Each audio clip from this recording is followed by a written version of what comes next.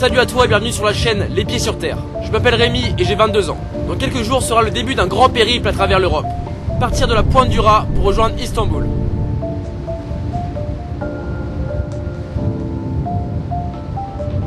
Un trajet d'environ 5000 km que j'effectuerai uniquement avec l'aide de mes deux jambes. Donc l'idée était de partir d'un des points les plus à l'ouest du continent pour rejoindre la frontière asiatique. Ce défi durera environ 6 mois.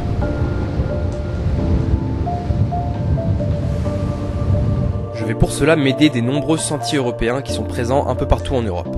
Je commencerai par le E5 de la pointe du Raz jusqu'à Vérone en Italie. De là, je continuerai ma route jusqu'à Szeged en Hongrie avec l'E7, pour ensuite bifurquer sur l'E4 et me rendre à Sofia en Bulgarie. Enfin, la dernière ligne droite, l'E8 qui me conduira directement à Istanbul en Turquie. Bien sûr, je modifierai quelque peu ma route par rapport à ces sentiers, car ils défient parfois de l'objectif final. Mais ils seront ma ligne directive, la colonne vertébrale de mon périple.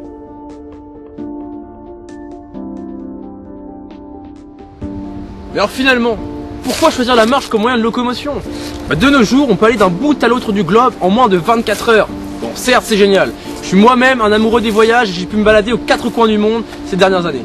Mais bon voilà, j'ai eu l'habitude de rester dans ma zone de confort et bien de répéter les gestes que j'avais au quotidien. Aujourd'hui, je veux vivre une aventure avec un grand A. Je veux me surpasser, sortir de ma zone de confort, laisser de la place aux imprévus et aux rencontres tout en connaissant réellement ce qu'est la solitude. Et tout ça, comment ? Eh ben en marchant. C'est pas beau ? On peut faire le tour du monde à pied sans prendre de bus, sans prendre d'avion et donc en respectant la planète. Avec l'aide de mon pote Stéphane, on veut t'emmener avec nous pendant ce long périple. L'organisation est plutôt simple. Je pars sur la route, filme mes aventures quotidiennement, et quand j'ai l'occasion d'avoir de la Wi-Fi, j'envoie les vidéos à Stéphane qui s'occupe de faire les montages et de les poster sur YouTube. Tu pourras donc suivre l'aventure pratiquement en temps réel, et ça, c'est cool. Je me suis pas mal entraîné avant de me lancer. Beaucoup de marches avec un sac d'environ 15 kg sur le dos, et beaucoup de musculation pour le haut du corps. J'ai aussi mangé plus que dans mon habitude simplement pour mieux soutenir le sac, et parce que je vais fondre rapidement au fil des jours, dû au fait de la marche intensive et du probable manque de nourriture. Moi qui adore manger, ça n'a pas été très dur de me forcer, et j'ai pris facilement 4 kilos en moins d'un mois. Ça m'a aussi permis de faire une découverte incroyable. C'est plus facile d'en prendre que d'en perdre.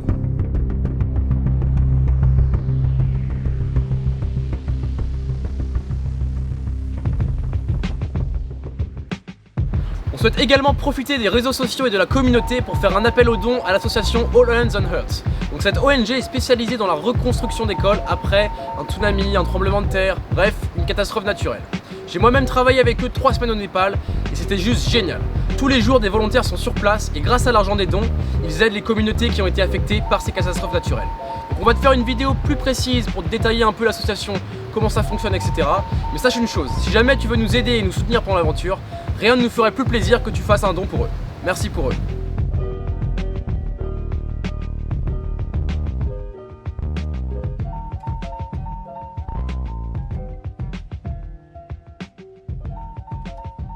Quel matériel je vais utiliser durant le périple ? Eh bien, un sac à dos assez classique avec une contenance de 75 litres. Il est bien, il est pas trop lourd, il est résistant. Une serviette microfibre donc qui va sécher très vite.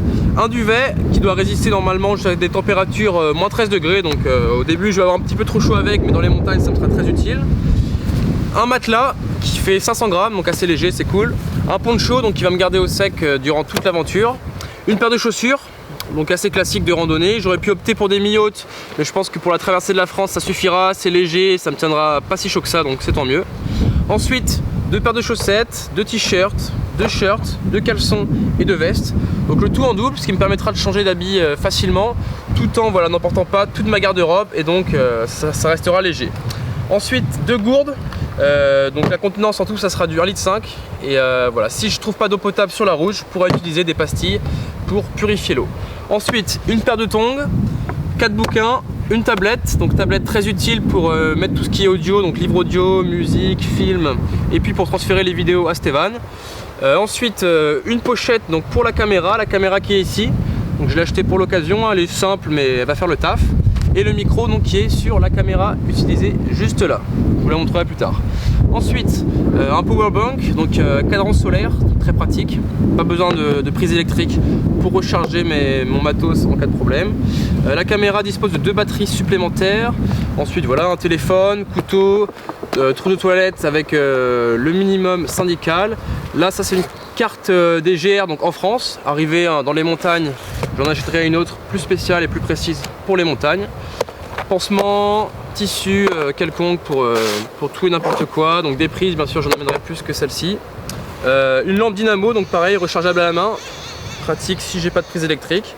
Et une protection pour mon sac à dos qui est là-bas. Pour me protéger de l'eau, vraiment rester au sec. Là-bas, il y a la toile de tente, donc elle fait 1,6 kg. Donc c'est assez léger aussi. Donc voilà, donc en gros dans l'ensemble l'idée a été d'optimiser au niveau du poids, donc emmener vraiment le minimum pour être le plus léger sur place et pas me casser le dos tout simplement.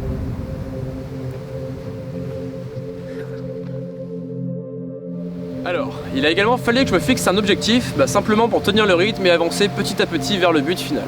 Je vais essayer de marcher 40 km par jour, ce qui à 5 km/h, donc c'est ma vitesse de marche moyenne, représentera 8 heures de marche quotidienne, ce qui est plutôt correct pour l'ensemble. À la fin du mois, j'espère avoir fait 1000 km, donc bien sûr en comptant mes pauses, les jours de repos, etc. Bien sûr tout ça, ça dépendra de pas mal de facteurs, comme ma forme physique, le temps qu'il fait, mais aussi le dénivelé sur le terrain par exemple. Mes journées seront découpées de la manière suivante. De 7h à 11h, je marche. Ensuite, je prends une pause qui me permettra donc de laisser mes jambes tranquilles et de prendre mon temps. 13h, 17h, je remarche. 17h, c'est la fin de la journée. Donc je trouve un spot pour ma tente et voilà, je m'occupe comme je peux.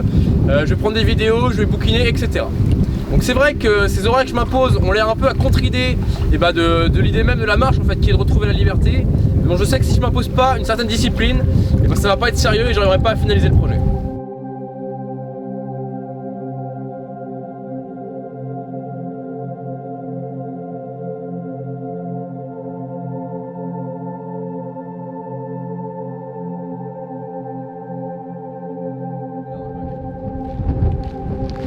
Le départ est dans quelques jours, donc reste bien connecté et à très vite. Voilà, j'espère que cette vidéo de présentation du projet vous aura plu. On cherche des sponsors, donc si vous en connaissez, eh bien contactez-nous. Merci à vous.